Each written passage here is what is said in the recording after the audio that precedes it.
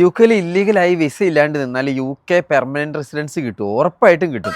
അതെങ്ങനെയാണെന്ന് പറയാം. അപ്പോൾ യുകെയിൽ indefinite leave to remain ILR 10-year rule അല്ലെങ്കിൽ ലോങ് റെസിഡൻസ് എങ്ങനെയാണ് കിട്ടുന്നത്, അതിൻ്റെ എലിജിബിലിറ്റി എന്തൊക്കെയാണ്, എത്ര ദിവസം യുകെയിൽ നിന്ന് മാറി നിൽക്കാം, എത്ര ദിവസം നാട്ടിൽ നിൽക്കാം, എത്രയാണ് ചിലവ് വരുന്നത്, അതൊക്കെ അല്ലെങ്കിൽ ആർക്കൊക്കെ ലോങ് റെസിഡൻസിക്ക് അപ്ലൈ ചെയ്യാം എന്നൊക്കെയാണ് ഈ വീഡിയോയിൽ നമ്മൾ പറയുന്നത്.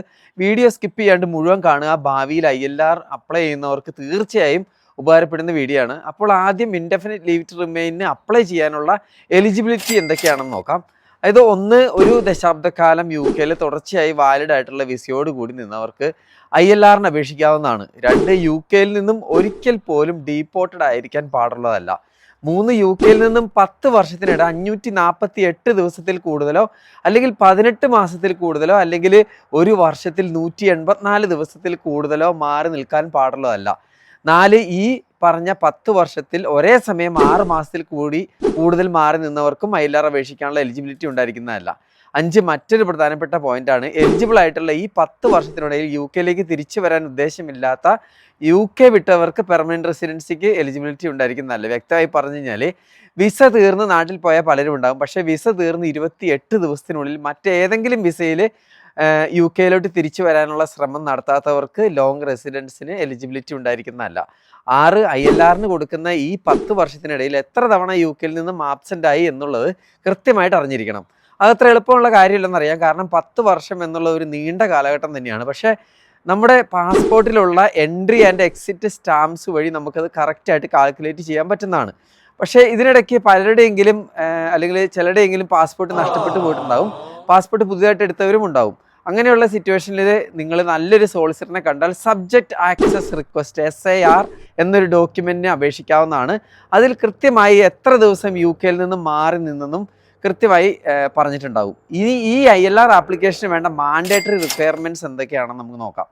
1, ആപ്ലിക്കേഷൻ കൊടുക്കുന്ന സമയത്ത് വാലിഡ് യുകെ വിസ ഉണ്ടായിരിക്കണം. അതിന് മിനിമം 12 months എങ്കിലും വാലിഡിറ്റി ഉണ്ടായിരിക്കണം. 2, 10 വർഷം തികയുന്നതിന് 28 ദിവസം മുൻപ് മാത്രമേ ഏർലിയസ്റ്റ് ILR ആപ്ലിക്കേഷന് കൊടുക്കാൻ സാധിക്കുകയുള്ളൂ. 3, English language test requirements meet ചെയ്തിരിക്കണം. 3 രീതിയിൽ ഇംഗ്ലീഷ് ലാംഗ്വേജ് ടെസ്റ്റ് മീറ്റ് ചെയ്യാവുന്നതാണ്. CFR common European framework of reference for languages, ഇതൊരു ഇംഗ്ലീഷ് പ്രൊഫഷ്യൻസി എക്സാം ആണ്. ഇതിൽ B1, B2, C1 അല്ലെങ്കിൽ C2 ലെവൽ എക്സാം പാസ്സായിരിക്കണം. പിന്നെ വേറൊരു ഓപ്ഷനാണ് അക്കാഡമിക് ഡിഗ്രി ഇംഗ്ലീഷിലാണ് പഠിച്ചതെന്ന് പ്രൂവ് ചെയ്യാൻ പറ്റിയിരിക്കണം. പിന്നെ ഒരു ഓപ്ഷൻ അവർ പറയുന്നത് ഇംഗ്ലീഷ് ലാംഗ്വേജ് ടെസ്റ്റ് നിർബന്ധമല്ലാത്ത എക്സെപ്റ്റഡ് കൺട്രിയിൽ നിന്നായിരിക്കണം. ഇനി 4ാമത്തെ മാൻഡേറ്ററി റിക്വയർമെൻ്റ് ആണ് 18നും 65 വയസ്സിനും ഇടയിലുള്ള applicants life in the UK test പാസ്സായിരിക്കണം. 5, മുൻപ് പറഞ്ഞ പോലെ 10 വർഷമോ അതിൽ കൂടുതലോ യുകെയിൽ വാലിഡ് ആയിട്ടുള്ള വിസയോട് കൂടി സ്റ്റേ ചെയ്തവരായിരിക്കണം. 6, ILR ആപ്ലിക്കേഷൻ കൊടുത്തിട്ട് ഡിസിഷൻ വെയിറ്റ് ചെയ്യുന്ന സമയത്ത് ആപ്ലിക്കൻ്റ് യുകെയുടെ ഔട്ട്സൈഡ് ട്രാവൽ ചെയ്യാൻ പാടുള്ളതല്ല. അങ്ങനെ ചെയ്താൽ ILR ആപ്ലിക്കേഷൻ ഓട്ടോമാറ്റിക്കായിട്ട് ടെർമിനേറ്റഡ് ആയി പോകുന്നതാണ്. 7, ആപ്ലിക്കേഷൻ്റെ ഭാഗമായി UKVCIS UK visa and citizenship application service സെൻറ്ററിൻ്റെ അപ്പോയിൻമെൻറ്റ് എടുത്തിരിക്കണം. ഇത് ഐഡൻറ്റിഫിക്കേഷൻ പർപ്പസിനുള്ള ബയോമെട്രിക് ഡീറ്റെയിൽസ് കൊടുക്കാൻ വേണ്ടിയാണ്. 8, 8ാമത്തെ മാൻഡേറ്ററി റിക്വയർമെൻ്റ് ആണ് വയലൻസ് അല്ലെങ്കിൽ ക്രിമിനൽ കൺവിക്ഷൻ ഹിസ്റ്ററി ഉണ്ടായിരിക്കാൻ പാടുള്ളതല്ല.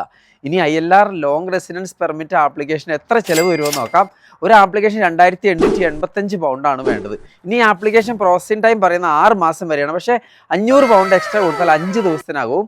1000 പൗണ്ട് എക്സ്ട്രാ കൊടുത്താൽ 1 to 2 ഡേയ്സിനകത്തും ഡിസിഷൻ അറിയാനുള്ള പ്രയോറിറ്റി സർവീസസും അവൈലബിൾ ആണ്. ഇനി ILR ആപ്ലിക്കേഷന് നിർബന്ധമായും വേണ്ട ഡോക്യുമെൻറ്റ്സ് ആണ്: 1, current passport; 2, current biometric residence permit; 3, യുകെയിൽ 10 വർഷമോ അതിൽ കൂടുതലോ നിന്നെങ്കിൽ അത്രയും നാളത്തെ എല്ലാ പാസ്പോർട്ടുകളും വേണ്ടതാണ്. 4, 10 വർഷം യുകെയിൽ നിന്ന് കാണിക്കാൻ വേണ്ട സപ്പോർട്ടിംഗ് ഡോക്യുമെൻറ്റ്സ് ആയി യുകെയിലേക്ക് വരാൻ ഉപയോഗിച്ച travel tickets, property rental agreements, mortgage statement, utility bills, bank statement, employment contract, പിന്നെ സ്റ്റുഡൻ്റ് ആയിരുന്നെങ്കിൽ എഡ്യൂക്കേഷൻ ഡോക്യുമെൻറ്റ്സ്. ഇതൊക്കെയാണ് ഇൻഡെഫിനിറ്റ് ലീവ് ടു റിമെയിൻ അല്ലെങ്കിൽ ലോങ് റെസിഡൻസ് ആപ്ലിക്കേഷന് വേണ്ടി അറിഞ്ഞിരിക്കേണ്ട കാര്യങ്ങൾ.